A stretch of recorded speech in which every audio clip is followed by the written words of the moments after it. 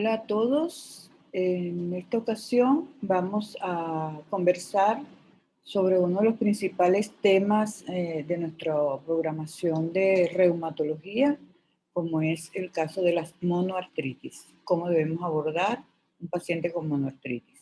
Mi nombre es Carlota Costa, soy reumatólogo, ex jefe de la unidad de reumatología del Hospital Universitario Ruiz y Páez. Y bueno, vamos entonces, espero que sea del provecho de todos ustedes, la puedan aprovechar al máximo este primer compartir en esta nueva pasantía. Una pasantía muy linda y que esperamos que lo aprovechen al máximo. Una de las cosas que debemos decir iniciando nuestro tema es que la monoartritis es una de las principales emergencias en reumatología. Siempre lo hemos dicho, en reumatología hay muy pocas emergencias, dentro de las cuales está la monoartritis aguda. Es realmente una emergencia para el reumatólogo, así mismo como las crisis lúpicas, es decir, tenemos pocas emergencias dentro de las cuales están estas. Lo primero que debemos recordar es que hay una diferencia entre monoartritis y entre artritis y artralgia. Todos deben ya haber repasado su clase de semiología articular y esa es una de las primeras cosas que se les enseña. Artralgia es solamente dolor articular, sin ningún signo de inflamación. Y artritis es dolor articular más los signos de Celso, aumento de volumen, calor local, dolor a la movilización. Entonces, esta ya los conocemos como artritis. En ocasiones puede ser, podemos nombrarlo también como sinovitis. Como les dije, es una de las pocas urgencias en reumatología y como casi todos nuestros diagnósticos, nuestros estudios en reumatología lo hacemos en base a una excelente historia clínica, a una historia clínica detallada. El 90% de los diagnósticos se hacen con la historia clínica y los exámenes complementarios, exámenes de laboratorio, nos van a apoyar el diagnóstico que ya hemos planteado desde el punto de vista clínico. Entonces, cuando tenemos un paciente con monoartritis, ¿verdad?, con la inflamación de una articulación, lo primero que debemos entonces hacer un detallado interrogatorio, el cual debe tomar en cuenta sobre todo edad y sexo, porque nosotros tenemos patologías que pueden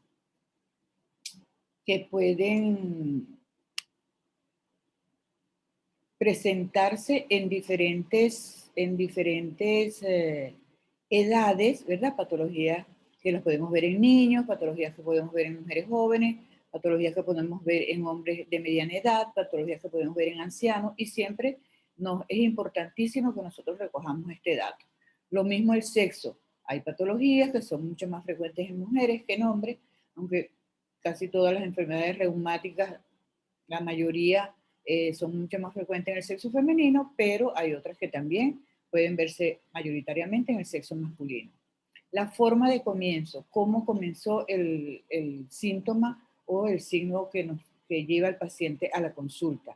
Si comenzó de una manera brusca, si comenzó después vamos a poner, si es una monoartritis de rodilla, de un traumatismo, de una mala pisada, espontáneamente. Una de las cosas importantísimas que nosotros también dejamos claro desde el comienzo a la gente que está formando es que en la parte de reumatología nosotros no vemos los pacientes que han sufrido traumatismos. Es decir, que si el paciente se le inflama la rodilla después de haber sufrido un traumatismo, una fractura, un accidente, etcétera, eso lo ve el traumatólogo. Pero si se le inflamó espontáneamente o sin ningún antecedente llamativo, por supuesto que lo ve el reumatólogo.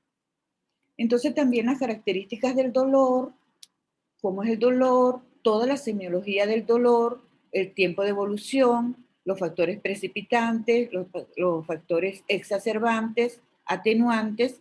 Y una de las cosas importantes es que cuando nosotros tenemos, ok, en este caso que es una sola articulación la que está afectada, no tenemos tanto problema, pero cuando estamos viendo pacientes con varias articulaciones afectadas, tenemos que hacer, o varias zonas del cuerpo con dolor o que se esté quejando el paciente por alguna limitación funcional, se le debe hacer la semiología a cada sitio. Por ejemplo, lo veremos en el caso del tema de poliartritis, que si al paciente le duelen las manos, los talones y la columna cervical, hay que hacerle la semiología a cada dolor, a cada uno de los síntomas y signos.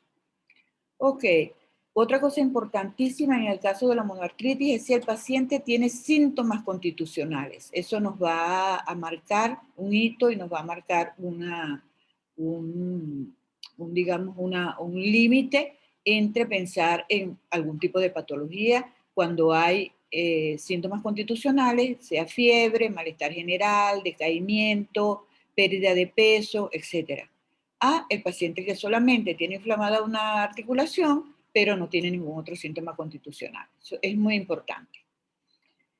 Como les comentaba, la astenia, muchas veces la astenia no le damos importancia. Es muy importante preguntar eso, que el paciente dice, no, que yo me siento mal, doctor, a veces en la tarde se me quitan las ganas de todo, quiero estar acostado. Entonces eso es importante también tomarlo en cuenta a la hora de evaluar a nuestro paciente, interrogar a nuestro paciente con una monoartritis. Siguiendo con la historia clínica, es importante los antecedentes personales. Si ha tenido puerta de entrada, como heridas, infiltraciones, antecedentes de cirugía, eso es importante. ¿Por qué? Porque puede ser digamos, el origen de una artritis séptica, de una artritis infecciosa. Si tiene enfermedades predisponentes, enfermedades que disminuyan sus defensas, es decir, que inmunosupriman al paciente, ya sea diabético, esté recibiendo terapia antineoplásica, sean pacientes con HIV, que todos estos pacientes son inmunosuprimidos y pueden ser también este antecedente responsable de la aparición de una artritis infecciosa. Antecedentes de infecciones geniturinarias o gastrointestinales, porque en ocasiones nosotros podemos ver artritis reactivas a una infección geniturinaria, a una infección gastrointestinal. Antecedentes de relaciones sexuales, si la persona es sexualmente activa, interrogarlo sobre la conducta sexual, sobre todo para descartar la posibilidad de una infección por gonococos, ¿verdad? Que eso también puede ser causa de monoartritis. El uso de catéteres endovenosos o gente que usa drogas endovenosas, eso también puede ser una puerta de entrada. Antecedente de crisis inflamatoria en los pies, por ejemplo, si el paciente ya ha tenido anteriormente inflamación de un pie, del primer dedo del pie, o ha tenido antecedentes dentro de su interrogatorio, ha sufrido de ácido úrico alto en algún momento de su vida, eso es importante. Enfermedades de la coagulación, si el paciente es hemofílico o tiene algún otro trastorno de coagulación, porque eso puede causar hemartrosis, es decir, sangre en la articulación, e igualmente producir inflamación y con todos los cambios que les hemos hablado. Y también el uso de anticoagulantes, pacientes que están anticoagulados por haber tenido alguna intervención quirúrgica o haber tenido alguna patología cardiovascular, ya sea anticoagulantes tipo warfarina o anticoagulantes antiagregantes plaquetarios, aspirina, clopidogrel, cualquiera de estos, o de los anticoagulantes estos nuevos que están apareciendo ahora. Eso es importante recoger todos esos datos en el interrogatorio. Cuando nos referimos al dolor, ¿cómo ha sido entonces la cronología del dolor? Si el dolor comenzó de una forma aguda y posteriormente aparecieron los signos de inflamación o si fue todo simultáneamente. El ritmo del dolor. Si es un dolor mecánico, y ya entonces vamos a definir lo que es un dolor mecánico. El dolor mecánico es el dolor que se empeora con la actividad y mejora con el reposo. Es decir, el dolor mecánico es, doctora, yo me levanto bien, pero en lo que yo comienzo a caminar o yo me agacho, me duele la rodilla. En lo que yo reposo, se me quita el dolor. Ese es un dolor mecánico relacionado con la actividad. El dolor inflamatorio es todo lo contrario, es el dolor que empeora con el reposo y mejora con la actividad. El paciente que nos dice, doctora, yo tengo que levantarme de la cama porque es que yo tengo un dolor en la cintura que me molesta cuando estoy acostado, yo creo que es el colchón, creo que es la cama, entonces, pero en lo que yo caliento el cuerpo, en lo que me levanto, que entro en actividad, caliento el cuerpo, se me mejora el dolor. Ese es el dolor inflamatorio, dolor inflamatorio. Eso es importantísimo para nosotros en reumatología porque eso también nos abre una brecha entre los diagnósticos. Un paciente con un dolor mecánico nos hace pensar en ciertas patologías y un paciente con un dolor inflamatorio nos hace pensar en otro grupo de patologías. A veces podemos ver un dolor mixto, ¿verdad? Que tenga características de ambas, ambas características, pues. Y también tenemos el dolor quemante o dolor neuropático, que el paciente dice que le arde, como que no encuentra cómo definir ese dolor que es como por dentro del hueso, que a veces le arde la piel, etcétera, etcétera. Entonces, eso es el dolor neuropático. En cuanto a los síntomas constitucionales, insistimos en eso. La fiebre, la astenia, la pérdida de peso, el malestar general. Porque eso puede ser esta inflamación articular secundario a alguna enfermedad de base. ¿Qué tratamiento ha recibido el paciente y la dosis? Y si ha mejorado o no, y si ha tenido alergia a algún medicamento. Eso es muy importante. Porque muchas veces el paciente dice, sí, doctora, yo he tomado, por ejemplo, antiinflamatorio tipo diclofenac. Ajá, pero ¿cómo se lo ha tomado? Ah, bueno, yo me tomo uno, se me calma el dolor y a los 2 o 3 días me tomo otro cuando me vuelve el dolor. Entonces, es importante que el paciente se tome la medicación para nosotros poder decir si le sirve o no le sirve, como debe ser. Por eso existe la farmacocinética de cada medicamento, tiene su tiempo, ¿verdad? Hay que tomárselo cada tantas horas y eso es importante para nosotros, perdón, para poder decir, este medicamento no le hizo bien, no presentó mejoría, porque esto de tomarlo una vez cada cierto tiempo, una dosis no adecuada, eso por supuesto que no va a servir, no le va a mejorar. Y si es alérgico a algún medicamento, porque estamos expuestos a que si no le preguntamos, ponerle un medicamento que le pueda causar una alergia. Ya recogido todos estos datos del interrogatorio, pasamos a la exploración física. El examen físico debe ser un examen físico completo y sistematizado. Completo y sistematizado. No es que porque el paciente me venga con dolor en un tobillo o inflamación en un tobillo, yo me voy a ir exclusivamente a revisar el tobillo. Yo tengo que hacer mi examen completo, porque muchas de las enfermedades reumatológicas son enfermedades sistémicas y pueden tener signos y síntomas en todo el organismo, en todo nuestro cuerpo. Entonces hay que hacer un examen desde los signos vitales, la tensión, todo, peso, talla, todo el examen cardiovascular, todo. Y haciendo énfasis en el examen articular, el examen articular. Muchas veces ustedes podrán ver que no todos los médicos o no todos los reumatólogos examinamos de la misma manera, pero siempre que hagamos el mismo esquema, lo importante es que no se nos quede ninguna articulación sin examinar.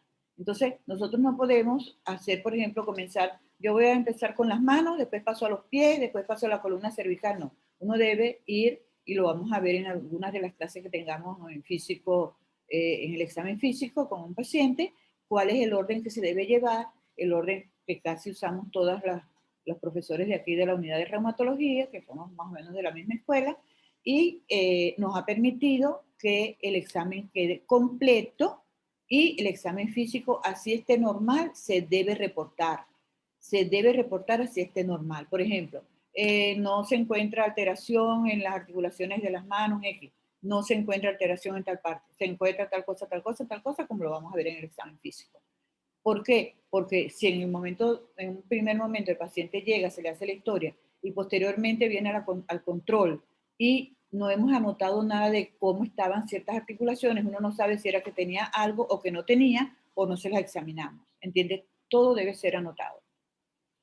Definir el compromiso articular o periarticular, básico también, porque muchas veces una articulación puede aumentar de volumen, puede estar caliente, roja y no tratarse de artritis, no tratarse de sinovitis, sino una periartritis, una celulitis, una bursitis. Entonces es muy importante que nosotros sepamos, repasemos la anatomía para saber qué es lo que estamos examinando, qué es lo que estamos tocando, qué es lo que tiene inflamado el paciente, etcétera, etcétera. Y recordar que los movimientos, como se dice siempre en la clase de semiología, los movimientos al examen físico articular son activos, pasivos y contrarresistencia o resistidos, porque eso también nos va a permitir saber cuál de las estructuras anatómicas es la que puede estar afectada. En cuanto a los exámenes complementarios que vamos a utilizar en el estudio de la monoartritis, tenemos primero la parte de la hematología, los reactantes de fase aguda, que nosotros utilizamos básicamente velocidad de sedimentación globular y proteína C reactiva, todos sus exámenes de química sanguínea, orina, HIV y BDRL. Ya estos exámenes de HIV y BDRL entran dentro de la rutina de los pacientes reumatológicos o con sospecha de alguna enfermedad reumatológica, porque muchas de estas enfermedades, por ejemplo, el HIV puede debutar con un compromiso articular.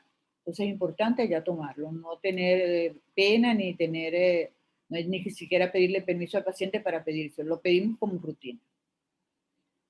Ok, y el otro examen especial y de muchísimo interés para nosotros en las monoartritis agudas es el estudio del líquido sinovial. El estudio del líquido sinovial, que vamos a tener oportunidad en algún momento de detallarlo para que todos tengan claro cómo se hace el estudio del líquido sinovial. Se extrae a través de la artrocentesis y se estudia el aspecto físico, que debe ser de un color como clara de huevo, un color cetrino, transparente, que se pueda leer a través de él. Si es turbio, eso quiere decir que es un líquido que tiene aumentada la celularidad. La turbidez del líquido sinovial se lo dan las células. Entonces se estudia la celularidad, cuántas células tiene el líquido, el gram y el cultivo, obligatorio para todo paciente con monoartritis para descartar enfermedad infecciosa, gram y cultivo. Y por último, el estudio de cristales que también pueden ser causas de monoartritis aguda y crónica también.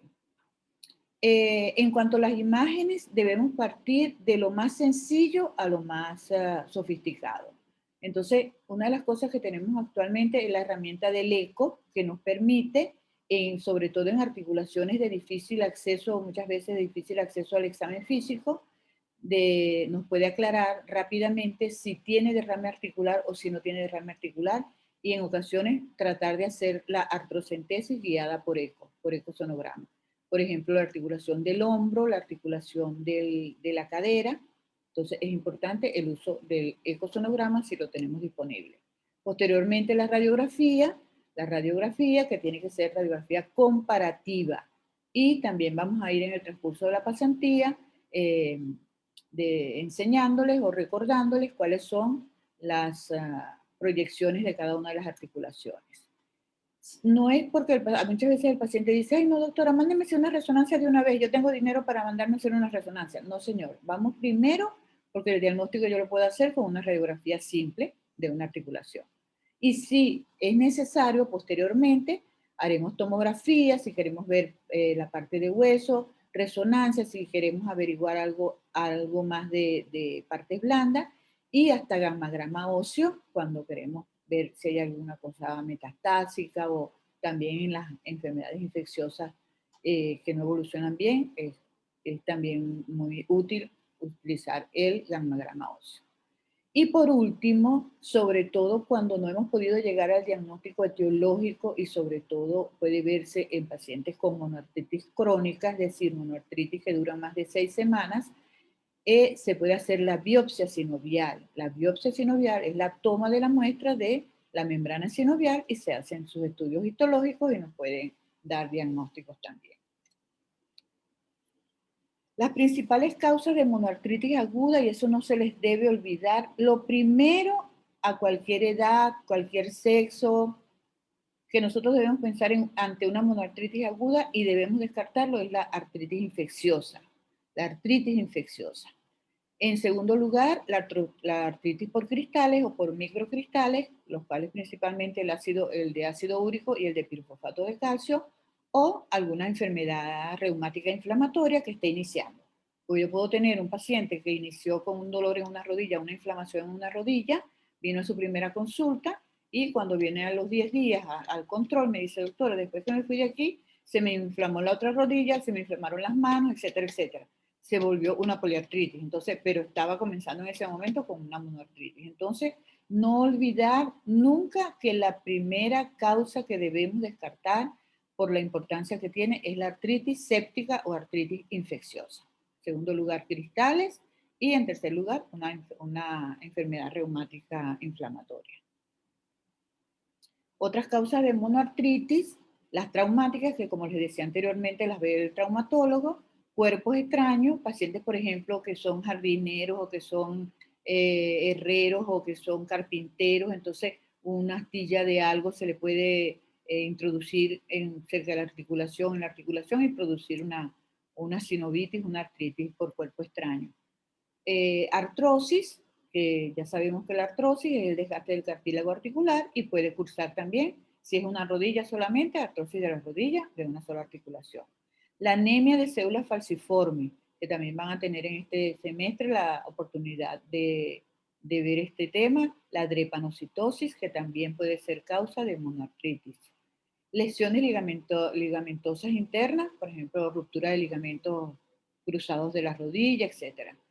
Hemofilia, como habíamos dicho anteriormente, la hemofilia, los trastornos de la coagulación pueden provocar monoartritis y hemartrosis por falla de los factores de coagulación. Y cuando hablamos de las monoartritis crónicas, les traje esta lista, ¿verdad?, que nos diferencia entre las infecciosas y las no infecciosas. Las infecciosas, principalmente las producidas por micobacterias. Sí, una artritis puede ser crónica por una infección crónica, pues una micobacteria, tuberculosis puede dar artritis tuberculosa. Hongos también pueden provocar monoartritis crónica. La enfermedad de Lyme, que es la producida por la espiroqueta esta que transmite la picadura de garrapata. Las artritis bacterianas o piógenas también, y una de las causas puede ser una artritis séptica maltratada o parcialmente tratada que se cronifique. El micoplasma también puede ser causa de monoartritis crónica y también osteomielitis adyacente. Por eso cuando uno examina una articulación, no solamente se va a ir exclusivamente a la articulación, sino que tiene que examinar los extremos óseos, porque hemos visto artritis, digamos, como reactivas o por contigüidad a una osteomielitis del fémur, por ejemplo. Y dentro de las no infecciosas tenemos casi todas las enfermedades reumáticas, inflamatorias, que pueden comenzar como una monoartritis. Las espondiloartritis, la gota o la pseudogota, la artritis crónica juvenil o artritis idiopática juvenil, la hemofilia, la sinovitis bilionodular pigmentaria, que es un tumor benigno de la membrana sinovial, que también puede provocar monoartritis crónica, el sarcoma sinovial, es verdad que no es benigno, la artropatía neuropática, que la podemos ver en pacientes con diabetes, con siringomielia o con tabes dorsal, la osteoartritis, como les decía, un paciente con osteoartritis de rodilla, una monoartritis crónica, y la necrosis avascular, que es muy frecuentemente vista en la cadera, en pacientes o con drepanocitosis o pacientes que han utilizado esteroide a altas dosis por alguna otra patología. Y creo que con este abordaje, digamos, muy sencillo, para que ustedes lo puedan, en la bibliografía que les pasé, lo puedan ampliar y que capten la importancia de hacer un buen diagnóstico de una monoartritis aguda, sobre todo porque la posibilidad de una artritis séptica va a hacer que nuestro paciente pueda dañársele la articulación y esto traerle alteración de su calidad de vida, pues. Ok, entonces con esto me despido de ustedes hasta la próxima clase.